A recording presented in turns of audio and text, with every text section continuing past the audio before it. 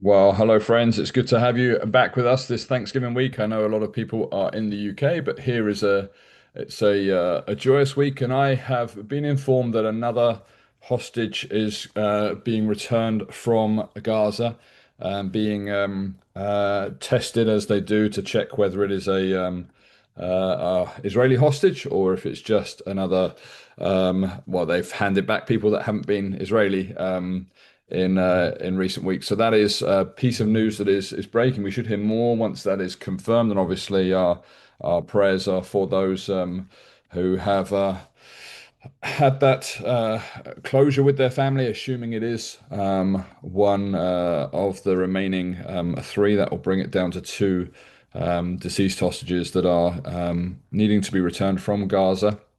And so we do pray that that family will be comforted amongst the mourners of Zion. And it's wonderful to have you all with us. It's a very pertinent week to have our guest that we're going to be joined by in a little bit. Tricia Miller from Camera, as the owner of X decided to reveal everybody's locations of where they're actually logging on from, not actually where they're purporting to be reporting from. And this is a big, big change in X's policy, Twitter, for those that still want to call it by its old name. And the process of that has resulted in a whole number of accounts of those that were purportedly reporting from Gaza being in other nations and raising funds from what one account put gullible Europeans, and there was one account that is based in Nigeria that's been raising on their third round of raising funds for the situation in Gaza, and all of that money's been going into Nigeria. So hopefully this will awaken people to be a little bit more discerning with where they're sending their money and how they are operating. So all of the accounts are being exposed, and increasingly as well, a number of purportedly Israeli accounts that were seeking to undermine the what the IDF's been trying to do in freeing Gaza from Hamas were actually counterfeit accounts as well. So this is all going to hopefully unravel and hopefully be exposed in a greater way where people are located and being based from. Well, in other news, the Pope has donated his Pope Mobile, or the previous Pope. The Pope Mobile has been donated to Gaza and been turned into a child's facility for that, which has just come up. And the GHF, the Gaza Humanitarian Foundation, that served 187 million meals, or at least that's the number that's been given in Gaza, has been disbanded and is no longer operating and functioning. So lots of things that are happening in the Middle East, and of course you've got the continuation of dealing with things in Lebanon, and how that is playing out is going to be very, very interesting. There is a And then you also have five Hamas. Then they tried to stop this picture from getting out, but five Hamas terrorists um, raised the white flag and were captured by Israel. And then a further 17 came out of a tunnel that has been essentially it's encapsulated. There's only one way in and one way out. There's purportedly 200 Hamas terrorists in that tunnel, and they are being running out of food, running out of what they need in order to survive, and slowly they're kind of popping their heads out and um, being dealt with accordingly, which is an interesting scenario. If that had been done from the outset, this may not necessarily have dragged out over 2 and a bit years, because it seems like Israel has not been allowed to operate on the normal rules of war. So it's been long, it's been protracted, and of course we've just mentioned the two remaining hostages, maybe three, depending on when that is clarified. But it should be, I imagine, later today or tomorrow that they will publicly announce that. And so just be important to continue to be vigilant and be aware of what's going on. And our guest will be able to enlighten us a little bit more with some of the things that go on in regard to how the media reports everything that is taking place. Well, I want to read a scripture, as always, from Isaiah 59 this week, and it's a condensed version of Isaiah 59, and so I will read that for you. So if you've got your Bibles, take a read of that. It says, "Surely the arm of the Lord is not too short to save, nor his ear too dull to hear. But your iniquities have separated you from your God. Your sins have hidden his face from you so that he will not hear. For your hands are stained with blood, your fingers with guilt. No one calls for justice, No one pleads a case with integrity, or no one has a Twitter account with integrity. They rely on empty arguments. That's not in there, by the way, just to clarify that that was an addendum, just to help people be aware. It doesn't say Twitter, it doesn't say X, but they rely on empty arguments. They utter lies. They conceive trouble and give birth to evil. They hatch the eggs of vipers and spin a spider's web. Whoever eats their eggs will die, and when one is broken, an adder is hatched. Their cobwebs are useless for clothing. They cannot cover themselves with what they make. Their deeds are evil deeds, and acts of violence are in their hands. Their feet rush into sin. They are swift to shed innocent blood. They pursue evil schemes. Acts of violence mark their ways. The way of peace they do not know. There is no justice in their paths. They have turned them into crooked roads. No one who walks along them will know peace. So justice is far from us, and righteousness does not reach us. We look for light, but all is darkness, for brightness, but we walk in deep shadows. We look for justice, but find none, for deliverance, but it is far away. For our offences are many in your sight, and our sins testify against us. Our offences are ever with us, and we acknowledge our iniquities, rebellion and treachery against the Lord, turning our backs on our God, including revolt and oppression, uttering lies our hearts have conceived. So justice is driven back, and righteousness stands at a distance. Truth has stumbled in the streets. Honesty cannot enter.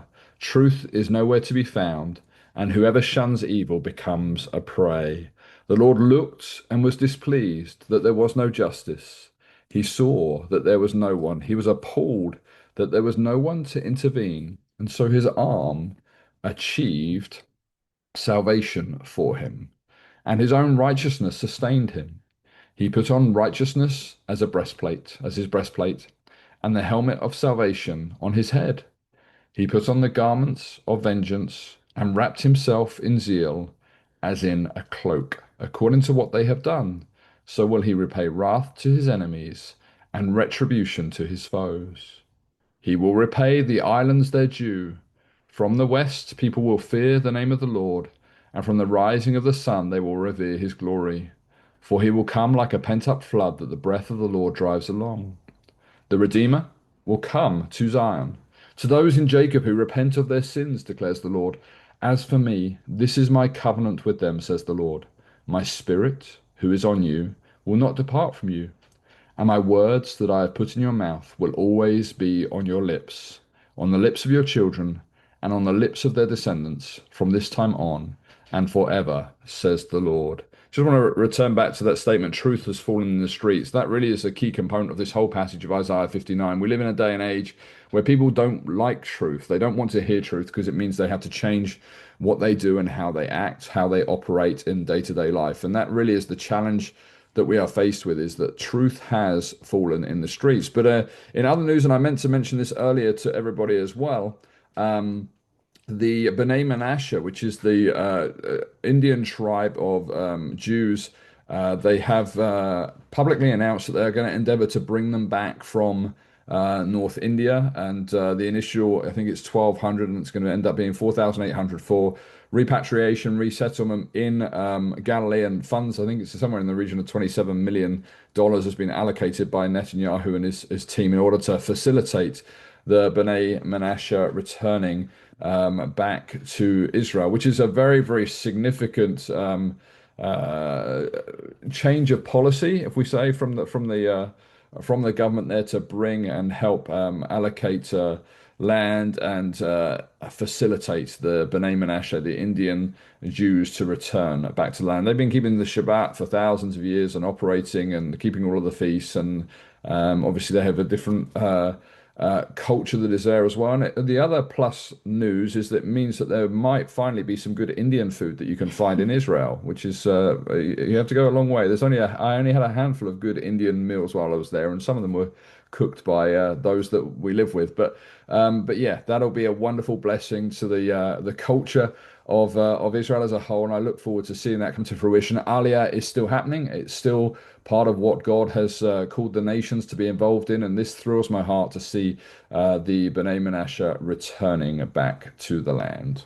Thank you. That was such a beautiful passage that Stephen read from Isaiah 59. And while we were thinking and praying about which one would be appropriate for this webinar, as Stephen said, that phrase that truth has stumbled in the streets, that really describes our generation and talking with each other and our children all the time about how it can be so hard to know what to believe about what you read online. Even the news sources have proven to be so unreliable. And one organization that's doing a fantastic job to hold the news organizations accountable for the things that they're saying, particularly to do about Israel and the Middle East, is this amazing organization, Camera. And we are going to have Tricia Miller join us in just a moment. But first, we wanted to show you a video that's an excellent example of the kind of work that Camera is doing of watching the news as it pertains to Israel and making sure that what's being said is accurate and that reliable sources are being used. So here is a video about an event that happened about a year ago, the Amsterdam pogroms.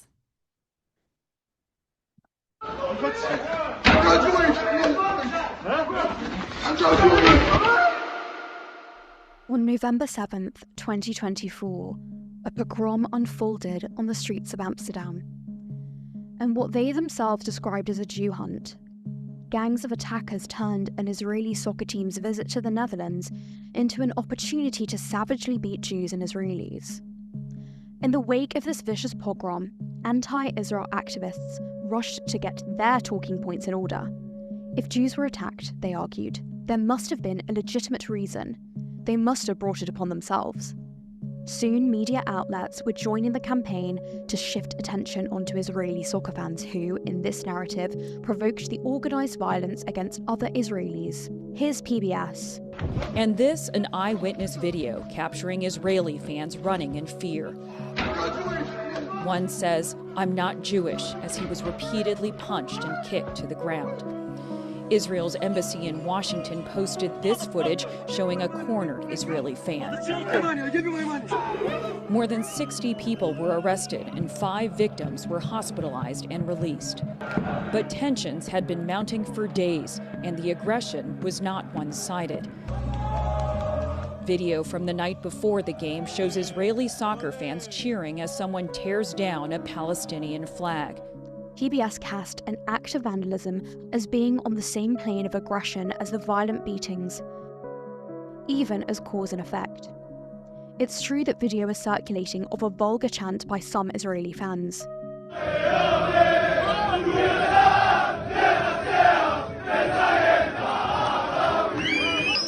Apparently that chant, however ugly, wasn't enough to justify the anti-Jewish violence, so activists rushed into the breach.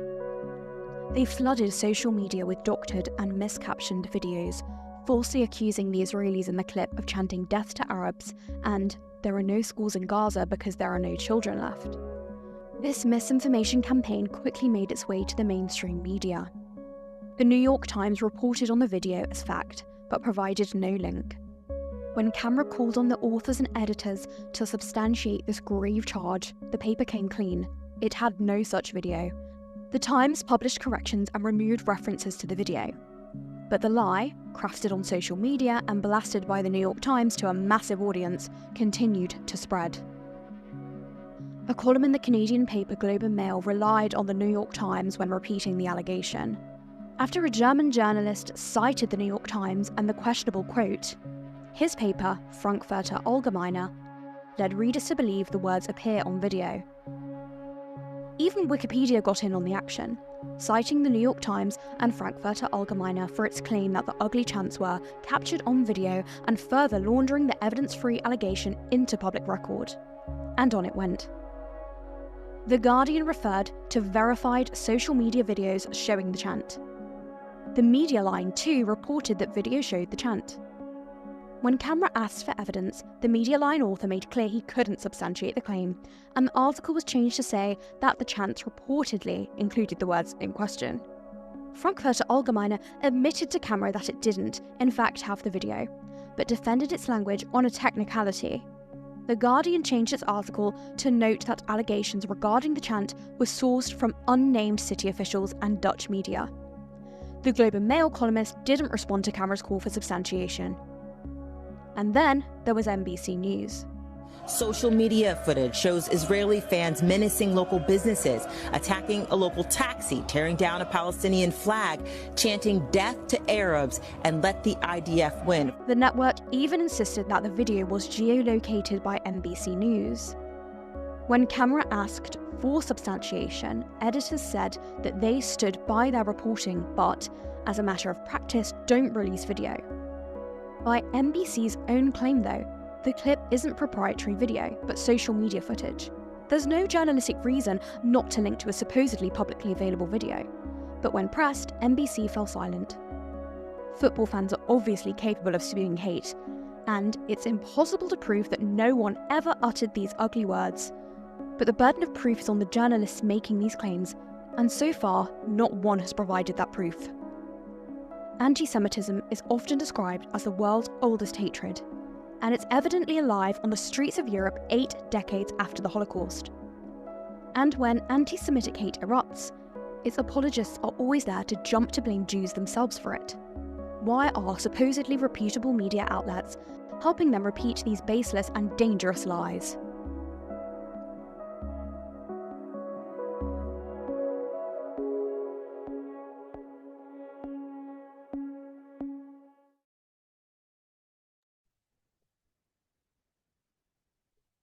Well, I think that is an excellent example of the very important work that Camera is doing and why it's so crucial that there's people like Tricia Miller that are holding our resources accountable.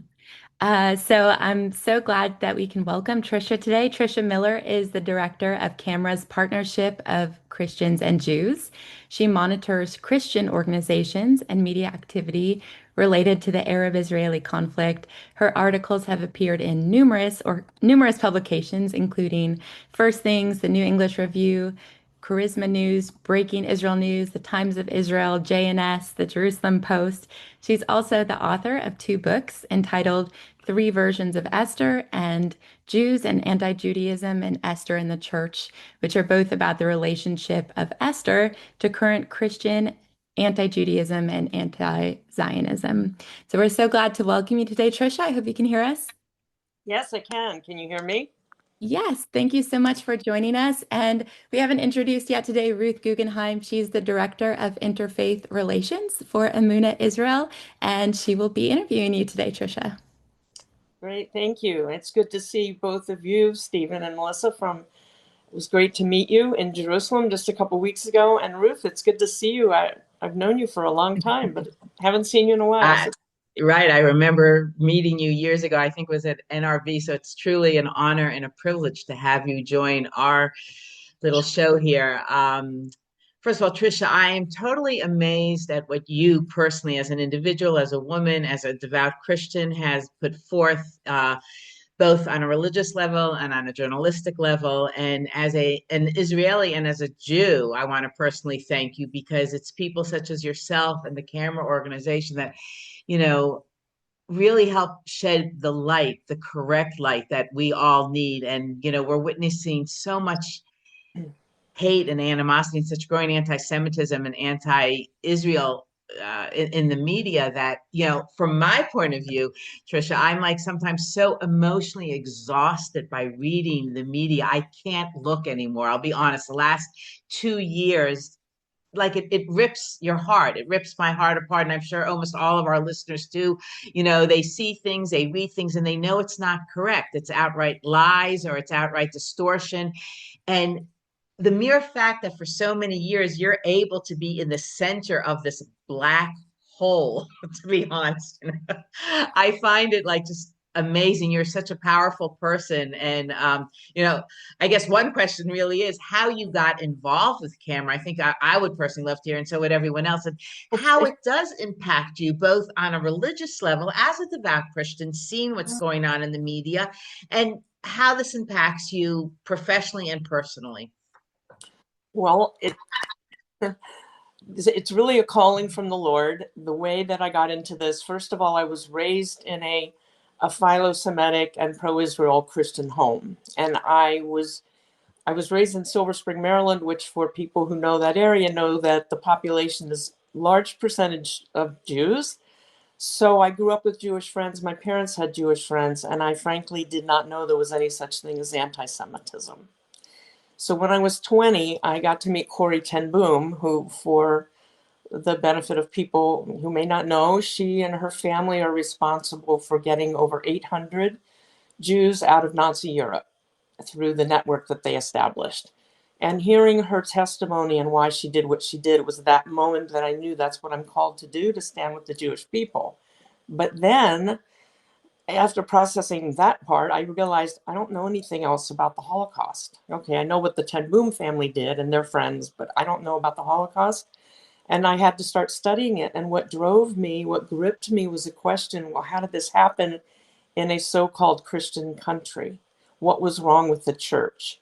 So that's what has driven me, for the rest of my life, to learn that, study that, go to seminary, learn church history, study theology, learn what Martin Luther wrote, and then how all of everything that Martin Luther wrote was used by the German church and the Nazis to justify what they did. So that's what drives me now, and my concern still is the church. My focus is on making sure that the church understands that they're supposed to believe what's in those scriptures about God's calling on the Jewish people and to stand with the Jewish people. Amazing. First of all, I have to tell you, I'm also from Silver Spring. So what area did you grow up in? Wheaton's. University Boulevard. I No. was right near Sligo and University Boulevard and Four Corners. All right.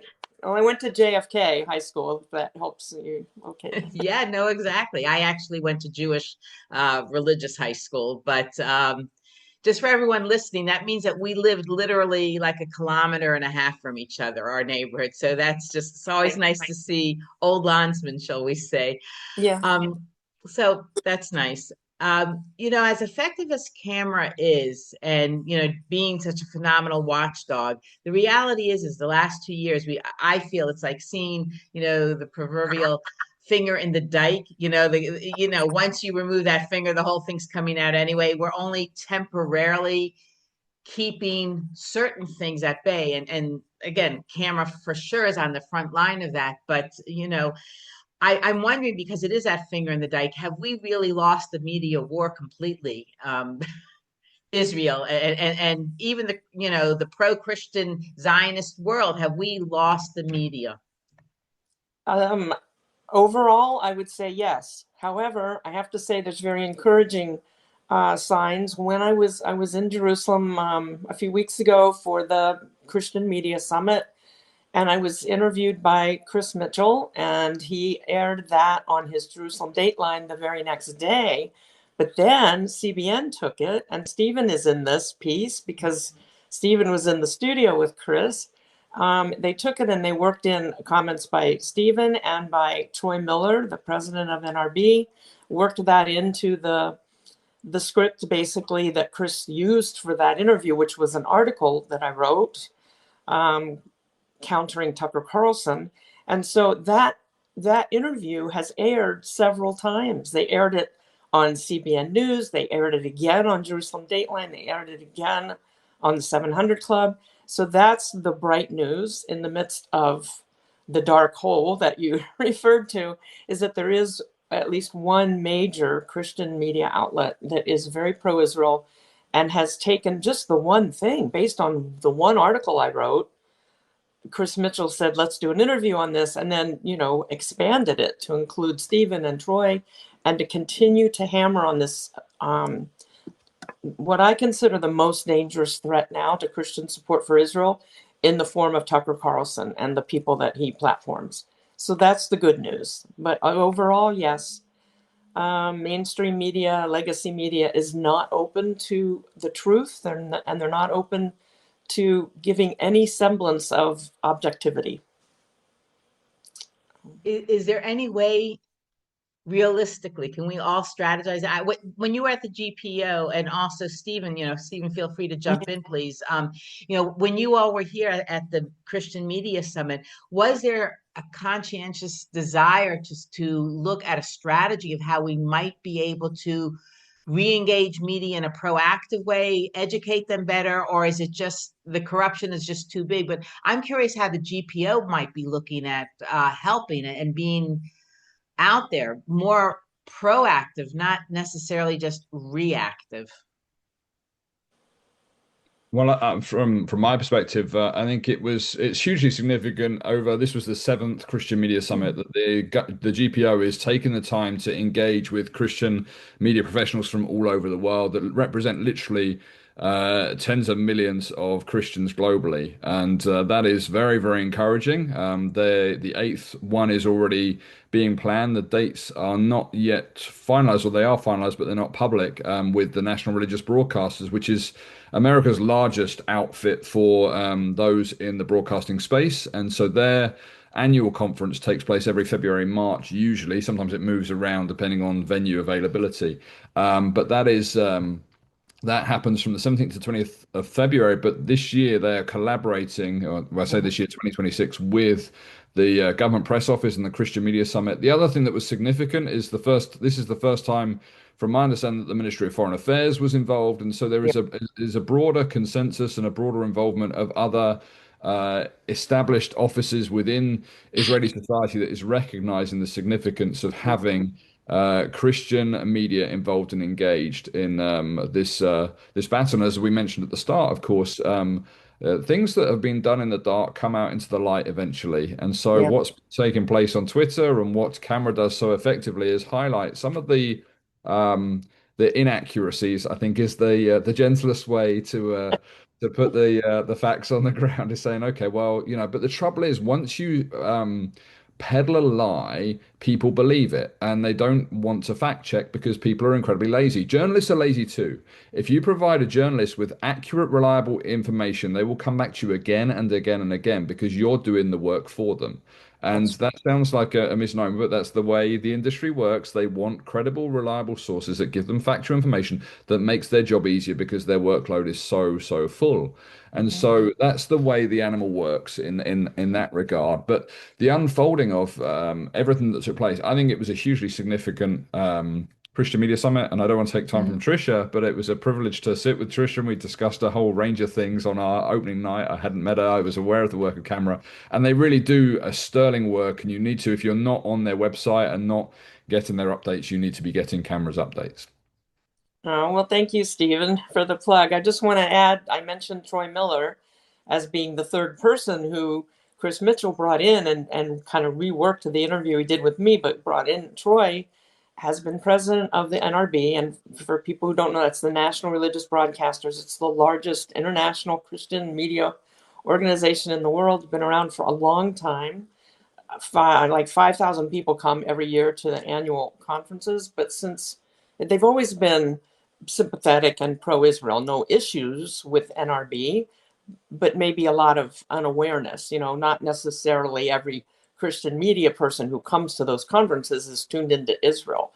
So since Troy Miller has been president for the last, it's either 4 or 5 years, he has just every year has been an increasing emphasis on Israel, an increasing presence on the importance of Israel. And he led a solidarity mission to Israel last May that I went on, to see everything that happened on October 7th so that we could be witnesses. So that's another way I'm very encouraged with media, the Christian media. And just to add into that as well, before you jump in, Ruth, every year, that as long as I've been going to the NRB convention, they have had an Israel breakfast, Yeah. a breakfast to honor Israel, which has been, again, you go to a conference on a national scale and that becomes a central tenet of what they do. That tells you that the organization is special and sees an intrinsic value with the relationship with the Jewish people. Yeah, very true. Tricia, at NRB this year, do you know, are you going to be presenting from a camera point of view and overseeing how media does advocate or monitors? Not that I know of yet. I usually just go to network. I'm there every year. It's just a great opportunity to meet people. See, what I'm amazed is, first of all, I'd love to know a little bit more of the structure over at Camera. It appears to be quite large, and I'm curious, like, you're global at this point. What started as a small organization approximately 40 years ago by a few women that were concerned about the inaccuracies in the media based on, from a Jewish point of view and from an Israeli point of view, it seems to have grown. And I didn't realize it's a true organization with membership and hundreds of staff members. Could you share a little bit more about the infrastructure? Yes, it has grown to an international organization. It started in Washington, D.C., like you said. A few women concerned about the coverage of Israel during the first Lebanese war. And now it's an international organization. Our headquarters are in Boston. We have a large Jerusalem office. We monitor all the media in English, Spanish, Hebrew, and Arabic. Unfortunately, a lot of the Hebrew media also needs monitoring and correcting. They're not unbiased, and they sometimes come out on the wrong side. And we have an education department that covers everything happening in K through 12 and campus. And then we have the Partnership of Christians and Jews that I am the director of, working on, as the name implies, working on building the relationships between Christians and Jews, but focused on Christian media, everything going on in the Christian world. And a lot of my time is spent in outreach to pastors, to churches, to get the content to them, to equip them. A lot of pastors tell me, well, I'm pro-Israel, but I don't know enough to be able to teach my congregation, and they don't know enough to counter the lies. Somebody has gently said misinformation, I think was the word, but there's outright lies, intentional propaganda and lies that are just propagated with no conscience. In the church families and with the ministers and their congregations, have you seen more, obviously since October 7th, it's spiraled out of control on some level. So I'm wondering, in terms of the actual church families, are you seeing a huge shift at this point against Israel? I know that right after October 7th, it appeared that we had a lot of the world understood that we were attacked. Now Right. that whole narrative seems to be changing. And I'm curious, from your point of view, what we could do or what you're seeing. It is changing. At the very beginning, Christians were much more sympathetic, that Israel has attacked, and they understood the brutal nature of it, etc. But the media has a way of wearing you down, and when Christians who are sitting in the pews are not literate, they're not biblically literate, and they don't understand, going back to Genesis, the eternal covenant God made with the Jewish people and Abram's descendants. They don't understand that it's eternal, it's unconditional, it's not going away, it can't be broken, and that we have not replaced the Jews in the purposes of God. When they don't have that biblical understanding, they're much more susceptible to being influenced by the media lies. And the most dangerous thing that's just happened is Tucker Carlson's interviews with some of the Palestinian Christians, and then his platforming of Nick Fuentes. And that is causing it's a dangerous thing in the Christian world that I work in, because a lot of those same Christians have listened to Tucker in the past and thought he was reliable. So when they start hearing him question Israel, it is having a negative impact. Is he willing? I mean, obviously he's doing his own thing. He has his agenda out there and he's not listening to anyone but himself, I assume. Do you think maybe I know there's no answer to this, but I'm curious, like, is he perhaps being paid from our dear friends, across in Gaza or something like that? Could it be, that he's being paid off to just I've heard people suggest that. I've also heard people say, oh, he's got plenty of money, why would he be? I don't know. I don't have any facts to know one way or the other, but I do know something drastic has happened to him in the last couple of years, where he became so just virulently anti-Semitic and anti-Israel, and willing to spread lies and allow people on show to tell blatant lies, and he doesn't challenge them or correct them. Isn't there a woman in the media who has a huge following that's done the same thing? She's Yes. got, I think, one of the biggest followings on YouTube and everything. And I don't know what flipped her, other than perhaps who she married, and it's some kind of I don't know. denomination that's not normal, even in the Catholic or Christian church. It's like somewhere out there, and she's totally, gone out there and spreading lies left and right all the time, and it's very scary, actually. Tricia, I'm wondering, I know you may not be able to, but I'm wondering if you could share, do you recall one of the most challenging scenarios you had to deal with in the last couple of years with the media, and especially within the Christian media world and Israel and the October 7th war? Yes, the most challenging has been the blatant lies about Israel in the context of this war, that they are or were, if we consider that the war is over, which it isn't really over, but all right, say that, what we've been hearing for ever since it started was that Israel's committing genocide, number one, and Israel's creating a famine and intentionally trying to starve the civilians. And when that is repeated by Christian Palestinian leaders like Munther Isaac and others who Tucker also platformed, and repeated by Tucker himself, who, like I've said, because so many Christians have listened to Tucker in the past, that's still a problem. When those lies are repeated, it influences Christian support. And when it's put in Christian language, like someone like Munther Isaac does, it appeals to Christians. And when you use words like peace and justice, and that as Christians we're supposed to be on the side of peace and justice, and then Israel is portrayed as this genocidal, force that's attacking these poor helpless civilians. Those have been the major issues I've dealt with in the last 2 years. Is exposing these lies, providing the facts. There was not starvation in Gaza. There is no genocide. And just having to counter that constantly, because even the Christians are being influenced by that.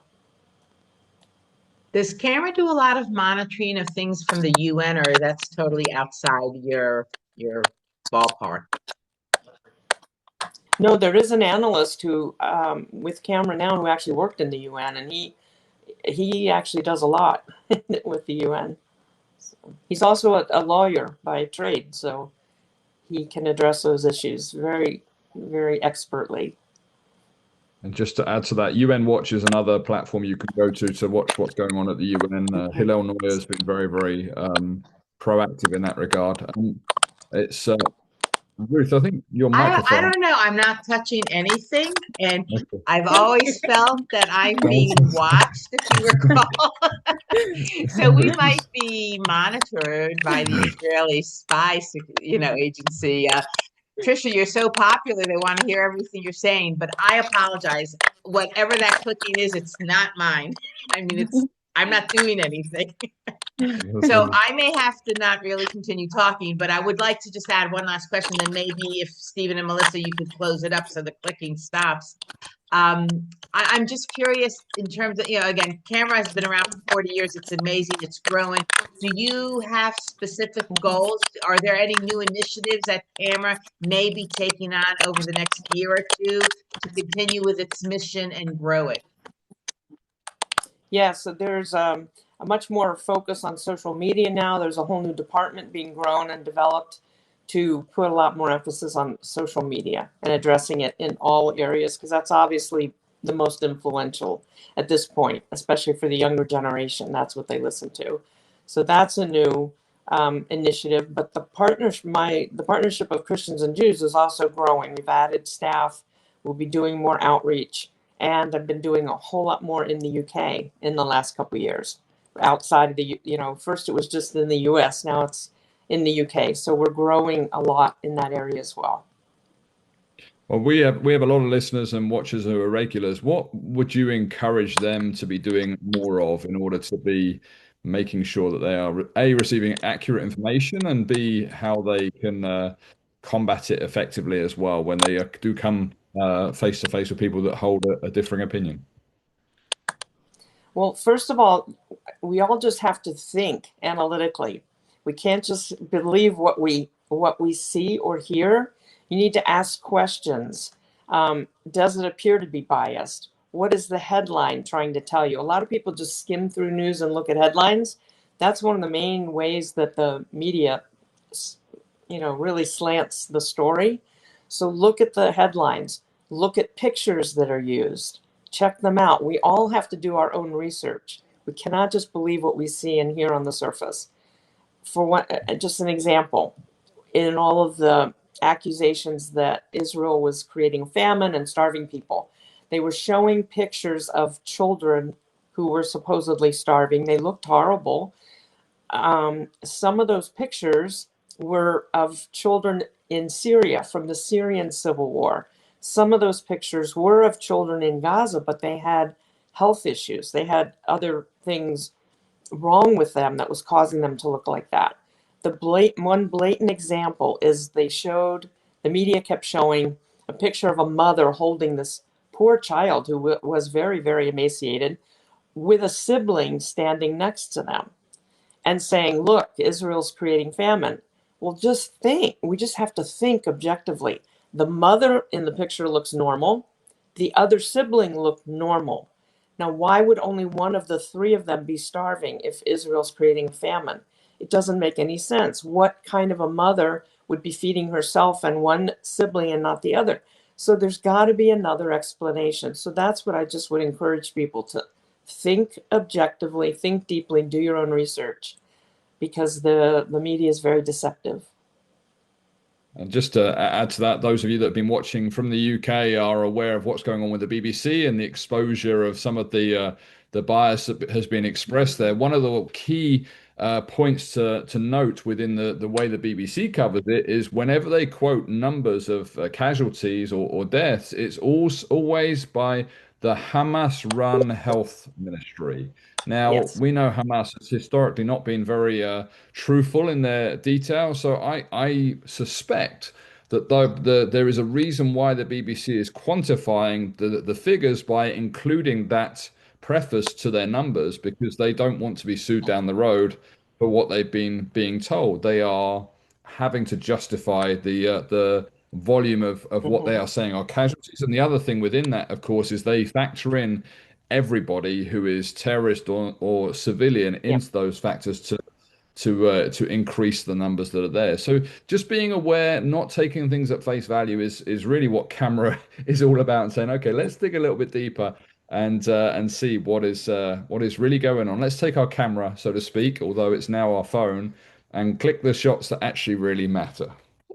Tricia, just to close out here, I wondered if there's some organizations or news sources that you've found to be reliable over and over again. Is there any particular places that you would recommend to our viewers to find their news about Israel? Well, first of all, camera. If you go to the camera website, it's www.camera.org. On the homepage, articles are listed, the most recent at the top, and then you can just page down forever, to see the descending in date, in order of date, articles that cover everything, any issue that comes up in relation to Israel or anti-Semitism.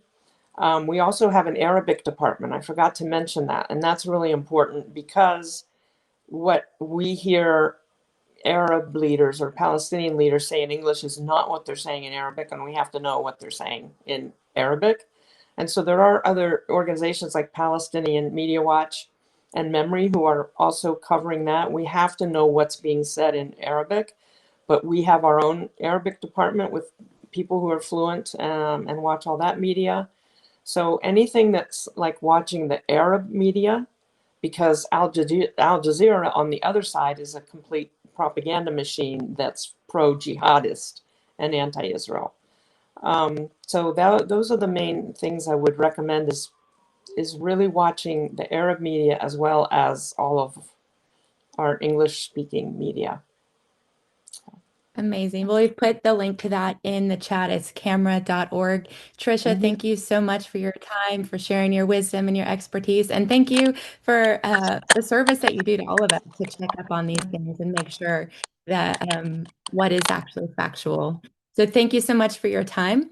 And I wanted to just add, I hope Ruth doesn't mind me saying this, but over the next 3 weeks, Stephen and I are going to be here each Tuesday. You can join us at the same time, same link, same place. Ruth is actually scheduled to have a surgery on December 1st.